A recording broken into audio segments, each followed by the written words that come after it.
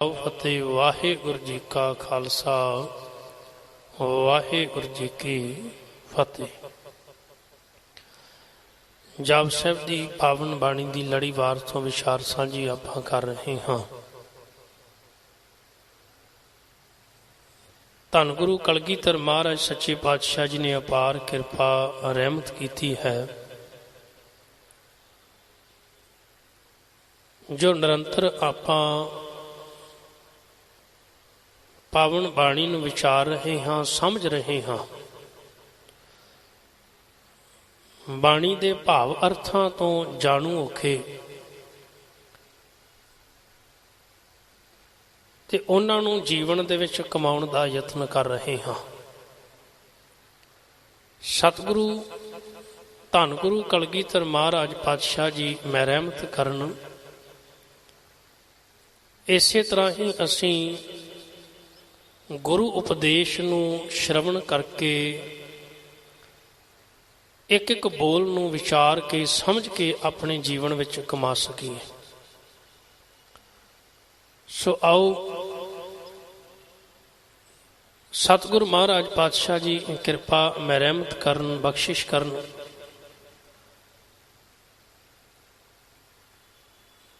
ਧੰਨ ਕਲਗੀਧਰ ਮਹਾਰਾਜ ਪਾਤਸ਼ਾਹ ਜੀ ਦੀ ਜਪੁ ਸਾਹਿਬ ਦੀ ਪਾਵਨ ਬਾਣੀ ਦੀ ਪੌੜੀ ਨੰਬਰ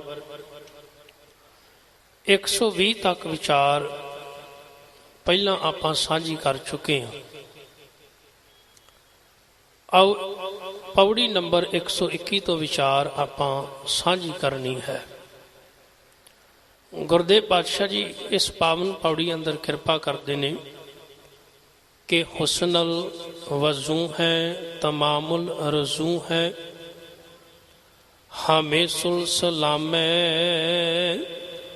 ਸਲੀਖਤ ਮੁਦਾਮੈ। ਗੁਰਦੇਵ ਪਾਤਸ਼ਾਹ ਜੀ ਰਹਿਮਤ ਕਰਦੇ ਹਨ, ਅਕਾਲ ਪੁਰਖ ਪਰਮਾਤਮਾ ਪਰਮੇਸ਼ਰ ਜਿਹੜਾ ਹੈ ਕਿ ਹੁਸਨਲ ਵਜ਼ੂ ਹੈ। ਹੁਸਨਲ ਦਾ ਅਰਥ ਹੈ ਹੁਸਨ, ਸੁੰਦਰਤਾ, ਖੂਬਸੂਰਤੀ।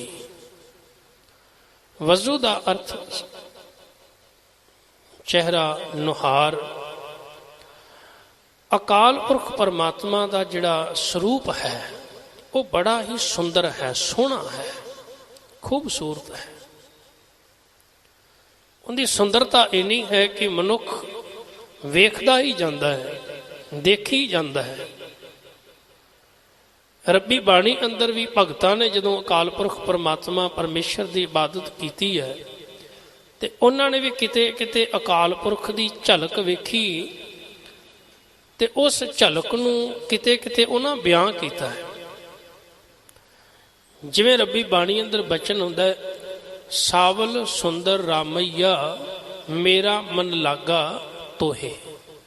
ਤੂੰ ਬੜਾ ਸੋਹਣਾ ਹੈ, ਬੜਾ ਪਿਆਰਾ ਹੈ, ਮਨ ਨੂੰ ਮੋਹ ਲੈਣਾ ਹੈ, ਮਨਮੋਹਕ ਹੈ। ਇਸ ਕਰਕੇ ਮੇਰਾ ਮਨ ਜਿਹੜਾ ਹੈ ਤੇਰੇ ਤੇ ਮੋਹਿਤ ਹੋ ਗਿਆ ਹੈ। ਇਹ ਕੁਦਰਤੀ ਗੱਲ ਹੈ ਕਿ ਮਨੁੱਖੀ ਮਨ ਜਿਹੜਾ ਹੈ ਸੁੰਦਰਤਾ ਵੱਲ ਆਪ ਮੁਹਾਰੇ ਹੀ ਖਿੱਚਿਆ ਚਲਾ ਜਾਂਦਾ ਹੈ। ਸੁੰਦਰਤਾ ਇੱਕ ਰੱਬ ਦੀ ਬਖਸ਼ਿਸ਼ ਹੈ। ਮਨੁੱਖ ਆਪ ਮੁਹਾਰੇ ਉਸ ਵੱਲ ਪ੍ਰਭਾਵਿਤ ਹੋ ਜਾਂਦਾ ਹੈ। ਸਮਾਜ ਦੇ ਅੰਦਰ ਬੇਅੰਤ ਐਸੀਆਂ ਖੂਬਸੂਰਤ ਚੀਜ਼ਾਂ ਨੇ ਜਿਨ੍ਹਾਂ ਦੀ ਕੀਮਤ ਬੇਸ਼ੁਮਾਰ ਹੈ। ਮੈਂ ਉਹਨਾਂ ਦਾ ਵਜਨ ਭਾਵੇਂ ਬਹੁਤ ਥੋੜਾ ਹੋਵੇ ਪਰ ਖੂਬਸੂਰਤੀ ਕਰਕੇ ਉਹ ਬੜੀਆਂ ਮਹਿੰਗੀਆਂ ਨੇ। ਗੁਰਦੇਵ ਪਾਤਸ਼ਾਹ ਜੀ ਆਖਦੇ ਨੇ, ਇੱਕ ਗੱਲ ਯਾਦ ਰੱਖੀ, ਤੇਰਾ ਮਾਲਕ ਬੜਾ ਸੋਹਣਾ ਹੈ, ਬੜਾ ਸੁੰਦਰ ਹੈ, ਬੜਾ ਪਿਆਰਾ ਹੈ। ਭਗਤ ਜੀ ਨੇ ਇੱਕ ਹੋਰ ਥਾਂ ਦੇ ਬਚਨ ਕੀਤਾ, ਉਹ ਆਖਦੇ ਕੇਵਲ ਅਕਾਲ ਪੁਰਖ ਪਰਮਾਤਮਾ ਦਾ ਜਿਹੜਾ ਚਿਹਰਾ ਹੈ ਉਹੀ ਸੋਹਣਾ ਨਹੀਂ, ਬਲਕਿ ਆਖਦੇ ਨੇ ਪਰਮਾਤਮਾ ਦੀ ਪੱਗ ਵੀ ਬੜੀ ਖੂਬਸੂਰਤ ਹੈ, ਉਹਦੇ ਬੋਲ ਵੀ ਬੜੇ ਖੂਬਸੂਰਤ ਹਨ। ਖੂਬ ਤੇਰੀ ਪਗਰੀ ਮਿੱਠੇ ਤੇਰੇ ਬੋਲ। ਇੱਕ ਇੱਕ ਬੋਲ ਬੜਾ ਸੋਹਣਾ ਖੂਬਸੂਰਤ ਹੈ, ਤੇਰੀ ਪੱਗ ਬੜੀ ਸੋਹਣੀ ਹੈ। ਜੀ ਕਰਦਾ, ਚਿੱਤ ਕਰਦਾ ਤੈਨੂੰ ਵੇਖੀ ਜਾਈਏ। इन्ना प्यारा इन्ना सोहना है मेरा मालिक।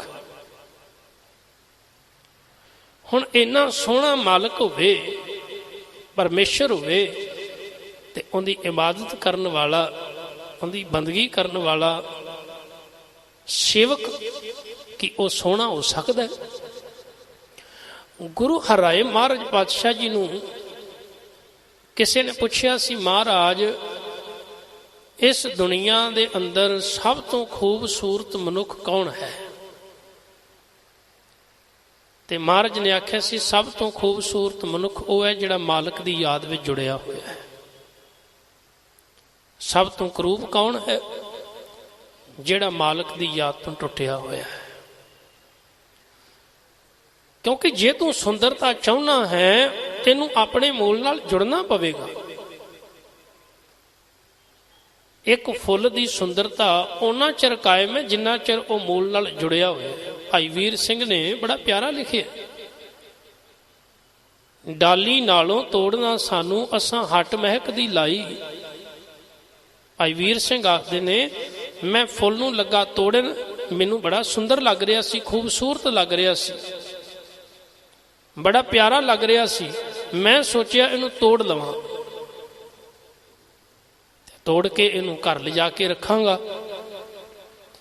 इनकी खूबसूरती मन नूं मोह रही है, इनकी सुगंधी जिहड़ी है चित्त नूं खुश कर रही है, क्यों ना इनू तोड़ के घर ले जाके रख लवां सजा के। पर फुल ने अगों आख्या, नहीं, तेरे मन अंदर एक भुलेखा है, तू ये जानदा नहीं भी ये सुंदरता मिली कित्थों है, ये खूबसूरती आई कित्थों है। ते भाई वीर सिंह ने आख्या, कित्थों? कह लगे, जिथों तोड़न लगा। डाली नालों तोड़ ना सानू असां हट महक दी लाई। लख गाहक सुंगे जे आके खाली एक ना जाई। जे तू कला तोड़ लै गयो एक जोगा रह जासा, ओ भी पलक झलकदा मेला रूप मह खिंड जाई। जे तू तोड़ के लै जावेगा ते सिर्फ तेरे जोगे रह जाना मैं, ते जे इत्थे जुड़िया रवांगा ते लखां तेरे वर्गे होर आउणगे, वो भी सुगंधी लैणगे ते सुंदरता वेखणगे, वो भी आनंद मानणगे।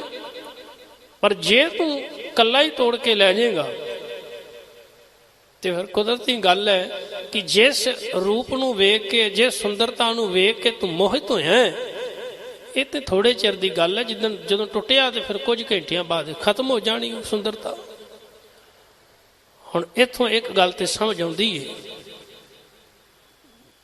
कि जिहड़ा जुड़िया है उहदे जीवन विच आ दो चीज़ां, दो तीन चीज़ां जिहड़ियां हन वो आ जांदियां ने,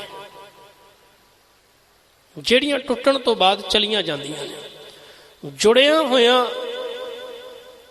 मनुख दे जीवन विच रब्बी गुण आउंदे ने, कोमलता, सहजता, धीरज, संतोख, वैराग, प्यार। जुड़न दे नाल जीवन खूबसूरत हो जाता है। तो रब खूबसूरती दिंदा है ना, सुंदरता दिंदा है, महक दिंदा है गुणां दी। तीसरा, जुड़न दे नाल जीवन विच आत्मक खुशी की सुगंधी फैल जाती है। ऐसा मनुख जिथे भी बैठा होवेगा ना, उनके अंदर की वाइब्रेशन जिहड़ी है वो इस तरह महक खिलार देती है। तुसीं वेखो, कई मनुखों को बैठने का बड़ा दिल करता भी इन्हां को बैठे रहिए, और कईयां को एक घड़ी नहीं बैठण नूं जी करता, कईयां को चित करता बैठे रहो बस इन्हां कोल। क्यों? इन्नी उन्हां विचों गुणां दी सुगंधी आउंदी है, चंगियाई की सुगंधी आउंदी है, खुशबू आउंदी है। अज ते जमाना बाहरों अपने आप को खूबसूरत बनाई जा रहा है, लखां रुपया ला के। तुसीं वेखो, लखां रुपये मनुख विआह शादियां ते होर किन्ने फंक्शन करता है, काहदे वास्ते? खूबसूरत दिसण वास्ते। पर गुरु ग्रंथ साहिब महाराज पातशाह जी आखदे ने, प्यारिया, असल सुंदरता तो वह है जिहड़ी मालक नाल जुड़ के मिलती है। फिर तू बाहरों भावें करूप भी होवे। एक बड़ी प्यारी घटना याद आई है। गुरु हरगोबिंद महाराज सच्चे पातशाह जी सिखां दे नाल कश्मीर की धरती ते जा रहे सन। ਜਾਂਦਿਆਂ ਹੋਇਆਂ ਰਾਹ ਵਿੱਚ ਜੰਗਲ ਸੀ ਤੇ ਕੰਨਾਂ ਵਿੱਚ ਆਵਾਜ਼ ਪਈ, ਇੱਕ ਨਿੱਕਾ ਜਿਹਾ ਬੱਚਾ ਰੋ ਰਿਹਾ ਹੈ। ਗੁਰੂ ਮਹਾਰਾਜ ਪਾਤਸ਼ਾਹ ਜੀ ਨੇ ਘੋੜੇ ਨੂੰ ਰੋਕਿਆ ਤੇ ਸਿੱਖਾਂ ਨੂੰ ਹੁਕਮ ਕੀਤਾ ਵੀ ਵੇਖੋ ਜਾ ਕੇ। ਜਦੋਂ ਸਿੱਖ ਗਏ ਗੁਰੂ ਪਿਆਰ ਵਾਲਿਓ, ਵੇਖਿਆ ਇੱਕ ਛੋਟਾ ਜਿਹਾ ਬੱਚਾ ਪਿਆ ਹੋਇਆ ਸੀ, ਰੋ ਰਿਹਾ ਸੀ। ਲੱਗਦਾ ਕੋਈ ਮਾਂ ਬਾਪ ਜੰਗਲ ਵਿੱਚ ਸੁੱਟ ਗਏ ਸਨ।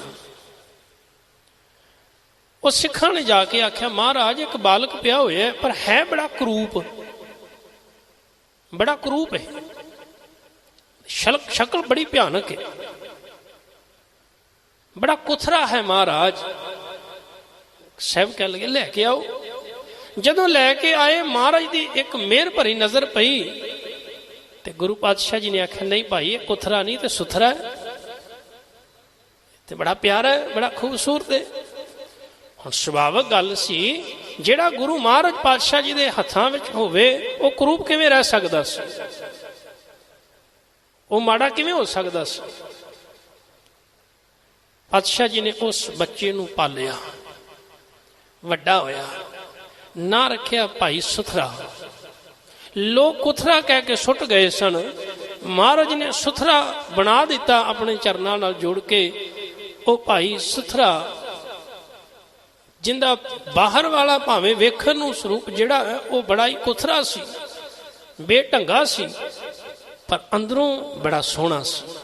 ਉਹ ਭਾਈ ਸੁਥਰਾ ਸਾਰੀ ਜ਼ਿੰਦਗੀ ਗੁਰੂ ਨਾਨਕ ਦੇ ਦਰ ਤੇ ਵਿਅੰਗਮਈ ਢੰਗ ਦੇ ਨਾਲ ਪ੍ਰਚਾਰ ਕਰਦਾ ਰਿਹਾ। ਗੁਰੂ ਨਾਨਕ ਦੇ ਦਰ ਤੇ ਆਏ ਹੋਏ ਕੁਥਰੇ ਵੀ ਸੁਥਰੇ ਹੋ ਜਾਂਦੇ ਨੇ। ਇਹ ਗੁਰੂ ਪਾਤਸ਼ਾਹ ਜੀ ਦੀ ਕਿਰਪਾ ਹੈ। ਜਿਹੜਾ ਜੁੜ ਗਿਆ ਉਹ ਵਾਕਈ ਹੀ ਜੀਵਨ ਵਿੱਚ ਆਤਮਿਕ ਆਨੰਦ ਨਾਲ ਭਰ ਜਾਂਦਾ ਹੈ। ਜਿਹੜਾ ਟੁੱਟ ਗਿਆ ਉਹ ਆਪਣੇ ਵਜੂਦ ਨੂੰ ਗਵਾ ਲੈਂਦਾ ਹੈ। ਆਪਾਂ ਤੇ ਰੋਜ਼ ਬਾਣੀ ਪੜ੍ਹਦੇ ਹਾਂ, ਮੇਰੇ ਪਾਤਸ਼ਾਹ ਜੀ ਨੇ ਰੱਬੀ ਬਾਣੀ ਅੰਦਰ ਕਿਰਪਾ ਕੀਤੀ ਹੈ।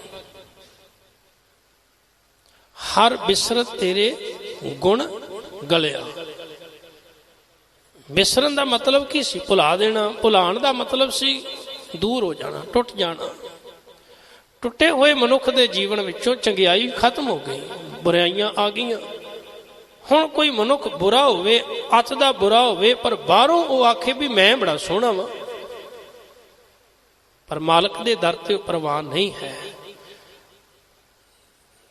ਤਾਂ ਇਸ ਤਰ੍ਹਾਂ ਜਿਨ੍ਹਾਂ ਨੇ ਅਕਾਲ ਪੁਰਖ ਪਰਮਾਤਮਾ ਪਰਮੇਸ਼ਰ ਨਾਲ ਆਪਣੇ ਆਪ ਨੂੰ ਜੋੜ ਲਿਆ, ਉਹਨਾਂ ਦਾ ਜੀਵਨ ਵੀ ਜਿਹੜਾ ਸੁੰਦਰਤਾ ਨਾਲ ਭਰਪੂਰ ਹੋ ਗਿਆ, ਖੁਸ਼ੀਆਂ ਨਾਲ ਭਰਪੂਰ ਹੋ ਗਿਆ। ਤਾਂ ਧੰਨ ਕਲਗੀਧਰ ਮਹਾਰਾਜ ਕਹਿ ਰਹੇ ਹਨ, ਭਾਈ ਪਰਮਾਤਮਾ ਬੜਾ ਹੀ ਸੋਹਣਾ ਹੈ, ਉਹਦੀ ਮੂਰਤ, ਉਹਦੀ ਨੁਹਾਰ ਬੜੀ ਖੂਬਸੂਰਤ ਹੈ, ਬਾ ਕਮਾਲ ਹੈ। ਕਿ ਹੁਸਨਲ ਵਜ਼ੂ ਹੈ, ਤਮਾਮੁਲ ਰਜ਼ੂ ਹੈ, ਤਮਾਮੁਲ ਤਮਾਮ ਭਾਵ ਸਾਰਾ। ਅਕਾਲ ਪੁਰਖ ਪਰਮਾਤਮਾ ਪਰਮੇਸ਼ਰ ਜਿਹੜਾ ਹੈ ਨਾ, ਉਹ ਜਿੰਨਾ ਵੀ ਜਗਤ ਹੈ ਤੇ ਸਾਰੇ ਜੀਵਾਂ ਦਾ ਧਿਆਨ ਰੱਖਣ ਵਾਲਾ ਹੈ। ਰਜ਼ੂ ਦਾ ਅਰਥ ਹੈ ਧਿਆਨ ਰੱਖਣਾ। ਉਹ ਹਰ ਇੱਕ ਦਾ ਧਿਆਨ ਰੱਖਦਾ ਹੈ, ਅਮੀਰ ਦਾ, ਗਰੀਬ ਦਾ, ਵੱਡੇ ਦਾ, ਛੋਟੇ ਦਾ, ਬੱਚੇ ਦਾ, ਬਾਲਕ ਦਾ, ਬਿਰਧ ਦਾ, ਇਸਤਰੀ ਦਾ, ਪੁਰਖ ਦਾ, ਜੀਵ ਜੰਤ, ਹਰ ਇੱਕ ਦਾ ਧਿਆਨ ਅਕਾਲ ਪੁਰਖ ਪਰਮਾਤਮਾ ਰੱਖਦਾ ਹੈ। ਉਹਦੇ ਧਿਆਨ ਵਿੱਚੋਂ ਕੋਈ ਵੀ ਜੀਵ ਵਿਸਰਦਾ ਨਹੀਂ, ਉਹ ਕਦੀ ਭੁਲਾਉਂਦਾ ਨਹੀਂ। ਉਹ ਆਪਣੀ ਜ਼ਿੰਮੇਵਾਰੀ ਨੂੰ ਬਾਖੂਬੀ ਨਿਭਾਉਂਦਾ ਹੈ ਤੇ ਨਿਭਾ ਰਿਹਾ ਹੈ। ਉਹ ਐਸਾ ਦਾਤਾ ਹੈ, ਹਰ ਨਿਮਕ, ਹਰ ਪਲ, ਹਰ ਛਿਨ ਜੀਵਾਂ ਦੀ ਸੰਭਾਲ ਕਰ ਰਿਹਾ ਹੈ। ਹਮੇਸ਼ੁਲ ਸਲਾਮੈ, ਹਮੇਸ਼ੁਲ ਦਾ ਅਰਥ ਹੈ ਹਮੇਸ਼ਾ, ਸਲਾਮੈ ਸਲਾਮਤ, ਸਦਾ ਕਾਇਮ ਰਹਿਣ ਵਾਲਾ। ਅਕਾਲ ਪੁਰਖ ਪਰਮਾਤਮਾ ਜਿਹੜਾ ਹਮੇਸ਼ੁਲ ਸਲਾਮੈ, ਅਕਾਲ ਪੁਰਖ ਜਿਹੜਾ ਸਦਾ ਹੀ ਸਲਾਮਤ ਰਹਿਣ ਵਾਲਾ ਹੈ, ਹਮੇਸ਼ਾ, ਉਹ ਕਦੀ ਵੀ ਮਿਟਣ ਵਾਲਾ ਨਹੀਂ ਹੈ। ਸਲੀਖਤ ਮੁਦਾਮੈ, ਮੁਦਾਮ ਦਾ ਅਰਥ ਹੁੰਦਾ ਹੈ ਉਹ ਅਕਾਲ ਪੁਰਖ ਪਰਮਾਤਮਾ ਜਿਹੜਾ ਹਮੇਸ਼ਾ। ਸਲੀਖਤ, ਉਹਦਾ ਸਲੀਕਾ ਜਿਹੜਾ ਹੈ ਉਹ ਬਿਲਕੁਲ ਹੀ ਵੱਖਰਾ ਹੈ। ਉਹਦੀ ਜਿਹੜੀ ਸਜਾਵਟ ਹੈ, ਉਹਦੀ ਬਨਾਵਟ ਜਿਹੜੀ ਹੈ, ਉਹਦੀ ਜਿਹੜੀ ਰਚਨਾ ਹੈ ਉਹ ਬਾਕਮਾਲ ਹੈ। ਅਕਾਲ ਪੁਰਖ ਪਰਮਾਤਮਾ ਪਰਮੇਸ਼ਰ ਜਿਹੜਾ ਹੈ ਉਹ ਸਦੀਵ ਸੰਸਾਰ ਦੀ ਰਚਨਾ ਜਿਹੜੀ ਹੈ ਉਹ ਕਰਦਾ ਹੀ ਰਹਿੰਦਾ ਹੈ। ਉਹਦੀ ਬਾਕਮਾਲ ਰਚਨਾ ਹੈ। ਗਨੀਮ ਸ਼ਿਕਸਤ ਹੈ। ਗਨੀਮ ਦਾ ਅਰਥ ਹੁੰਦਾ ਵੈਰੀ, ਦੁਸ਼ਮਣ। ਸ਼ਿਕਸਤ ਹੈ ਸ਼ਿਕਸਤ ਦੇਣ ਵਾਲਾ, ਹਰਾਉਣ ਵਾਲਾ। ਅਕਾਲ ਪੁਰਖ ਵੈਰੀਆਂ ਨੂੰ ਹਰਾ ਦਿੰਦਾ ਹੈ। ਵੱਡੇ ਵੱਡੇ ਦੁਸ਼ਮਣ ਵੈਰੀ ਜਿਹੜੇ ਹਨ ਉਹ ਜਦੋਂ ਰੱਬ ਦੇ ਪਿਆਰਿਆਂ ਦੇ ਤੇ ਚੜ੍ਹ ਕੇ ਸਵਾਰ ਹੋ ਕੇ ਆਉਂਦੇ ਹਨ ਤੇ ਪਰਮਾਤਮਾ ਪਰਮੇਸ਼ਰ ਦੇ ਚਰਨਾਂ ਵਿੱਚ ਉਹ ਅਰਦਾਸ ਕਰਦੇ ਨੇ ਤੇ ਪਰਮਾਤਮਾ ਉਹਨਾਂ ਦੀ ਰੱਖਿਆ ਕਰਦਾ ਹੈ। ਲਾਹੌਰ ਤੋਂ ਇੱਕ ਦਿਨ ਪ੍ਰਿਥੀ ਚੰਦ ਦੇ ਨਾਲ ਸੁਲਹੀ ਖਾਂ ਚੱਲਿਆ। ਪ੍ਰਿਥੀ ਚੰਦ ਕੌਣ ਸੀ? ਗੁਰੂ ਰਾਮਦਾਸ ਮਹਾਰਾਜ ਪਾਤਸ਼ਾਹ ਜੀ ਦਾ ਵੱਡਾ ਪੁੱਤਰ, ਸ਼੍ਰੀ ਗੁਰੂ ਅਰਜਨ ਦੇਵ ਮਹਾਰਾਜ ਪਾਤਸ਼ਾਹ ਜੀ ਦੇ ਵੱਡੇ ਭਰਾਤਾ। ਜਦੋਂ ਗੁਰੂ ਅਰਜਨ ਦੇਵ ਮਹਾਰਾਜ ਪਾਤਸ਼ਾਹ ਜੀ ਨੂੰ ਗੁਰਗੱਦੀ ਤੇ ਬਿਰਾਜਮਾਨ ਕੀਤਾ ਗਿਆ, ਉਸ ਸਮੇਂ ਵੱਡੇ ਭਰਾ ਨੇ ਵਿਰੋਧ ਕੀਤਾ, ਝਗੜਾ ਕੀਤਾ ਵੀ ਗੱਦੀ ਦਾ ਵਾਰਸ ਮੈਂ ਆ, ਵੱਡਾ ਵਾਂ। ਪਰ ਗੁਰੂ ਰਾਮਦਾਸ ਮਹਾਰਾਜ ਪਾਤਸ਼ਾਹ ਜੀ ਨੇ ਆਖਿਆ, ਭਾਈ ਇਹ ਕੋਈ ਦੁਨਿਆਵੀ ਗੱਦੀ ਨਹੀਂ ਹੈਗੀ, ਇਹ ਗੁਰੂ ਨਾਨਕ ਦੇ ਘਰ ਦੀ ਗੱਦੀ ਹੈ। ਇਹਦੇ ਤੇ ਕੇਵਲ ਉਹ ਹੀ ਬੈਠ ਸਕਦਾ ਜਿਹੜਾ ਗੁਰੂ ਨਾਨਕ ਸਾਹਿਬ ਪਾਤਸ਼ਾਹ ਜੀ ਵਰਗੀ ਆਪਣੇ ਜੀਵਨ ਵਿੱਚ ਕਮਾਈ ਰੱਖਦਾ ਹੋਵੇ। ਹੁਣ ਪ੍ਰਿਥੀ ਚੰਦ ਨੇ ਆਪਣੇ ਭਰਾਤਾ ਸ਼੍ਰੀ ਗੁਰੂ ਅਰਜਨ ਦੇਵ ਮਹਾਰਾਜ ਪਾਤਸ਼ਾਹ ਜੀ ਨੂੰ ਖਤਮ ਕਰਨ ਵਾਸਤੇ ਗੱਦੀ ਦੇ ਲਾਲਚ ਵਿੱਚ ਲਾਹੌਰ ਵਿੱਚ ਜਾ ਕੇ ਸੁਲਹੀ ਖਾਨ ਨਾਲ ਗੱਲ ਕਰ ਲਈ। ਸੁਲਹੀ ਖਾਂ ਆਪਣੀ ਫੌਜ ਨੂੰ ਨਾਲ ਲੈ ਕੇ ਲਾਹੌਰ ਤੋਂ ਚੱਲ ਪਿਆ। ਹੁਣ ਇੱਕ ਦਿਨ ਪਹਿਲਾਂ ਚੱਲਿਆ ਤੇ ਜਿਹੜਾ ਪ੍ਰਿਥੀ ਚੰਦ ਹੈ ਉਹਦਾ ਸਹੁਰਾ ਪਿੰਡ ਹੇਹਰ ਕਰਕੇ ਹੈ। ਸੁਲਹੀ ਖਾਂ ਨਾਲ ਗਿਆ। ਸੁਲਹੀ ਖਾਂ ਨੂੰ ਉਹਨੇ ਆਖਿਆ ਵੀ ਮੈਂ ਅੱਧੀ ਜ਼ਗੀਰ ਤੈਨੂੰ ਦੇ ਦਿਆਂਗਾ, ਵੀ ਜਿਹੜੀ ਜ਼ਮੀਨ ਮੇਰੇ ਕੋਲ ਹੈ ਉਹ ਅੱਧੀ ਤੈਨੂੰ ਮਿਲ ਜਾਵੇਗੀ ਤੇ ਤੂੰ ਮੇਰੇ ਭਰਾ ਨੂੰ ਖਤਮ ਕਰੀ। ਉਹਨੇ ਆਖਿਆ ਵੀ ਮੈਂ ਵੇਖਾਂ ਤੇ ਸਹੀ ਹੈ ਵੀ ਕਿ ਨਹੀਂ। ਸੁਲਹੀ ਖਾਂ ਨਾਲ ਚਲਾ ਗਿਆ ਪ੍ਰਿਥੀ ਚੰਦ ਦੇ। ਉਧਰੋਂ ਸਿੱਖਾਂ ਨੇ ਜਾ ਕੇ ਗੁਰੂ ਅਰਜਨ ਦੇਵ ਮਹਾਰਾਜ ਜੀ ਨੂੰ ਆਖਿਆ, ਪਾਤਸ਼ਾਹ ਵੀ ਸੁਲਹੀ ਖਾਂ ਫੌਜ ਲੈ ਕੇ ਆਇਆ ਤੇ ਉਹ ਬੜਾ ਭਿਆਨਕ ਹੈ, ਹੋ ਸਕਦਾ ਤੁਹਾਡੀ ਜਾਨ ਨੂੰ ਖਤਰਾ ਹੋਵੇ, ਤੇ ਕਿਉਂ ਨਾ ਆਪਾਂ ਕੋਈ ਇੱਕ ਚਿੱਠੀ ਲਿਖੀਏ ਤੇ ਚਿੱਠੀ ਲਿਖ ਕੇ ਤੇ ਆਪਾਂ ਸੁਲਹੀ ਖਾਂ ਨਾਲ ਸੁਲਾਹ ਮਸ਼ਵਰਾ ਕਰੀਏ। ਸਤਿਗੁਰ ਸੱਚੇ ਪਾਤਸ਼ਾਹ ਜੀ ਨੇ ਉਸ ਸਮੇਂ ਆਖਿਆ, ਨਹੀਂ ਭਾਈ। ਕੁਝ ਸਿੱਖ ਫਿਰ ਗਏ, ਮਹਾਰਾਜ ਪਾਤਸ਼ਾਹ ਜੀ ਨੂੰ ਆਖਿਆ ਵੀ ਆਪਾਂ ਕੋਈ 2 ਬੰਦੇ ਘੱਲਦੇ ਆ ਜਿਹੜੇ ਸੁਲਾਹ ਕਰਨ ਜਾ ਕੇ। ਮਹਾਰਾਜ ਨੇ ਆਖਿਆ ਨਹੀਂ। ਤੀਜੀ ਵਾਰ ਸਿੱਖ ਗਏ ਗੁਰੂ ਅਰਜਨ ਦੇਵ ਮਹਾਰਾਜ ਜੀ ਨੂੰ ਆਖਦੇ ਨੇ, ਪਾਤਸ਼ਾਹ ਫਿਰ ਆਪਾਂ ਕੋਈ ਪ੍ਰਬੰਧ ਕਰੀਏ ਵੀ ਦੁਸ਼ਮਣ ਆਵੇ ਤੇ ਆਪਾਂ ਘੱਟੋ ਘੱਟ ਪ੍ਰਬੰਧ ਕਰੀਏ ਵੀ ਉਹਦਾ ਮੁਕਾਬਲਾ ਕਰ ਸਕੀਏ, ਜਾਂ ਇਹੋ ਜਿਹੀ ਜਗ੍ਹਾ ਤੇ ਹੋਈਏ ਵੀ ਜਿੱਥੇ ਦੁਸ਼ਮਣ ਨਾ ਪਹੁੰਚ ਸਕੇ। ਮਹਾਰਾਜ ਕਹਿਣ ਲੱਗੇ ਨਹੀਂ।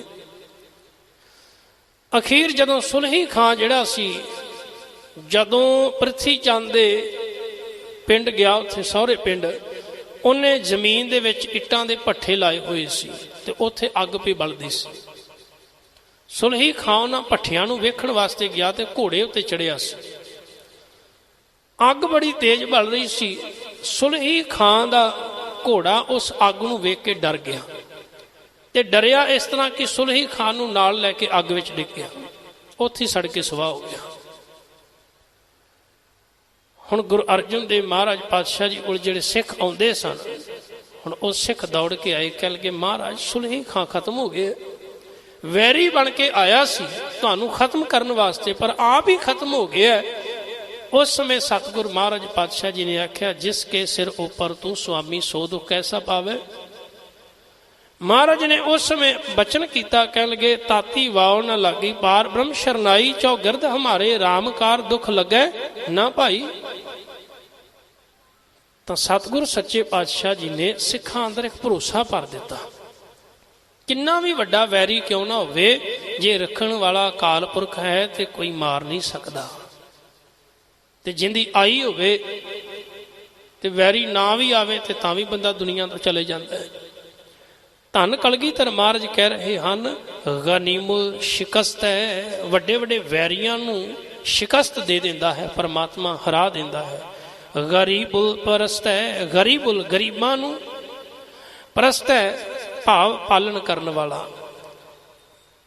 जिन्ने भी संसार दे अंदर निमाणे लोग हैं, गरीब लोग हैं, उन्हां दी केवल रखिया करन वाला एक अकाल पुरख है।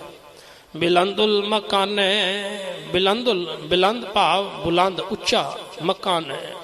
मकान भाव टिकाणा, रब दा टिकाणा जिहड़ा सारियां तो उच्चा है, उस वर्गा ना कोई बादशाह, ना कोई राजा, को ना महाराजा, उस वर्गी हैसियत किसी दी नहीं है। जमीनुल ज़माने, अकाल पुरख परमात्मा परमेश्वर जिहड़ा है, धन कलगीधर महाराज कह रहे हैं कि वह हर समय इस धरती उत्ते, जमाने का अर्थ है समा, हर समय हर वेले धरती ते कायनात ते मौजूद है।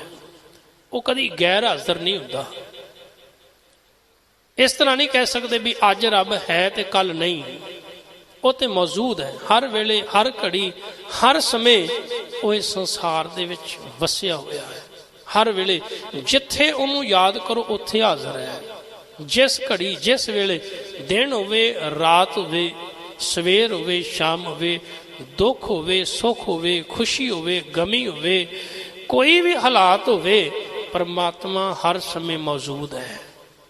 धन कलगीधर महाराज कह रहे हैं जमीनुल ज़माना है, हर समय वो इस संसार दे विच जीवां दे नाल है, वो कभी भी गैर हाजिर नहीं होता, मौजूद रहिंदा है। सो ऐसे परिपूर्ण परमात्मा परमेश्वर दे चरनां नाल जुड़ना करिए, साडा भी जीवन खुशियां नाल भरेगा, आत्मक खेड़े अते आनंद नाल भरपूर हो जाएगा जदों आपां महाराज पातशाह जी दा ऊट आसरा लवांगे। सैब किरपा करन, सबना दी हाजरी परवान होवे। होइयां भुलां चुकां दी